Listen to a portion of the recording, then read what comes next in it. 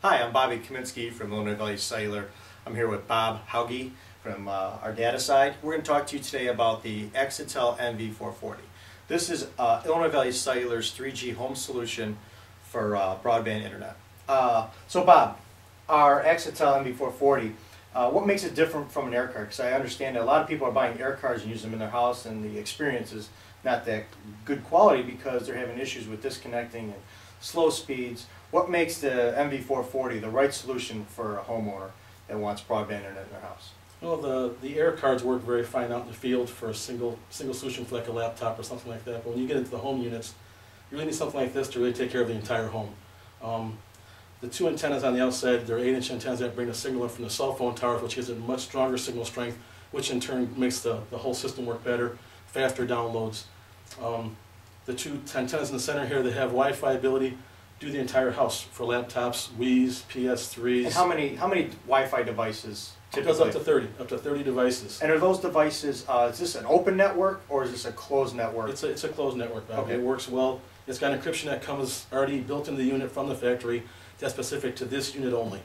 Okay, so basically what I'm getting from this is that it's got a better antenna range for the cell sites. It's got 32 Wi-Fi connections that are possibly connecting. So iPods, iPads, if you have any like PS3s, all that stuff could connect to this. It's got a 4-port router in the front for anything you want to connect by Ethernet connection. What else does it have? I mean, it's got this big long thing on it. It's a battery, Well, it's right? a battery backup. It works very well, especially in the rural areas that have power outage problems.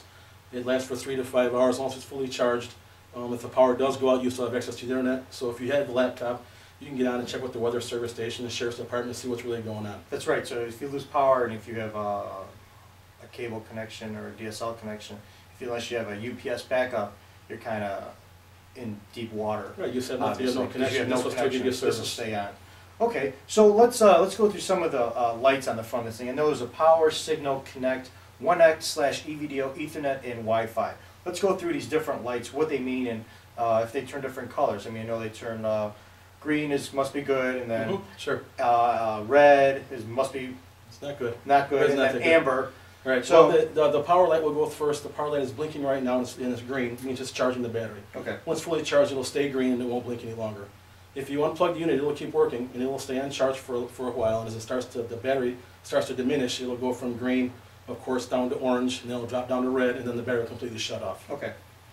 Signal light that looks green. The signal light green would be excellent. Okay. And that's what we try to get for every customer. And we can sometimes get that just by moving around the house, trying to find the right spot in the house closer to the cell phone site. The cell tower site, I'm sorry. So you don't want this like in the basement, not in the basement, underneath of the stairs, no, it's in a corner with no windows. Right, we want to get as close as we can to the window, as close to the closest tower that we can get for the best signal strength. Okay. If the signal is not as strong as the green, the next step down would be the orange. And we have customers that work on the orange signal and it works just fine. Oh, great. The next step down would be the red signal, where it's a very weak signal, and that will work for a while, but we found that when that happens, that after the red signal light comes down, usually it will drop from the 3G and will revert to the 2G cycle. Okay. So the Connect light, what is that for? The Connect light only comes on when you actually hit a web page. Right now it's not on because we're not on the internet.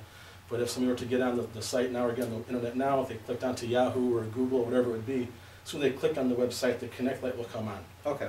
So the Connect light comes on when you obviously go to an internet page, but now it's like 1X eVDO, and I know we're 3G here, but what's that 1X? I mean, what's the difference between 1X and eVDO? Simple terms, just speeds. Okay. The 1X is our standard speed. The speeds range from about 120 kilobytes, 140 kilobytes per second for download. Okay. That's about average. That'd be the 1X or the 2G. Okay. And eVDO is our 3G, and that ranges between 400 kilobyte on the download up to about 2 megabyte on the download. Well, that's pretty impressive. I mean, it all depends on where you're at and how good signal you get. Okay, and then Ethernet, obviously, if I have a house computer plugged in Ethernet-wise, Ethernet light would be on. The Ethernet light would come on only when you plug a unit into the Ethernet port in the front. Right. And then, of course, when you start downloading data through the Ethernet side, the light would begin to blink. Okay. And like the Wi-Fi light's on right now, which means the Wi-Fi is enabled, so you could get on to the Wi-Fi side. And if someone were on the net now, the Wi-Fi light would start to blink because it's passing data. I see. Now, what are the basic troubleshooting features we have that commonly homeowners are going to run into? The first couple calls you get that are kind of the normal routine calls you get from having problems with these units? I request the customer, I suggest to the customers, I'm sorry, that they should at least once a week just shut the unit off. Shut Right. it off for 5 seconds, let it reboot to our system. It's real simple. There's an on-off switch on the side over here I see. that you can shut the unit off, leave it off for 5 seconds and turn it back on. That fixes 9 out of 10 problems for us here at the office. Okay. The other one that we have is there's a switch in the front that's there, and the switch goes to the left when we program it via USB. Then it goes back to the right to activate it. And if you have children in the house that on occasion would touch this and push the switch to the wrong side, it shuts the unit down. Oh, is it just just the Ethernet side down or It the shuts Wi-Fi the entire too? unit down. Oh, wow. If the switch is turned the wrong way, it shuts the entire unit down. The Okay. unit does not work. So that could be a major concern if you Yes. have some younger children in the house, or this device is somewhere where somebody could hit that switch. Right. Okay. Well, I'd like to say thanks to Bob for being here today, and this is our conclusion of the MV440. Thank you.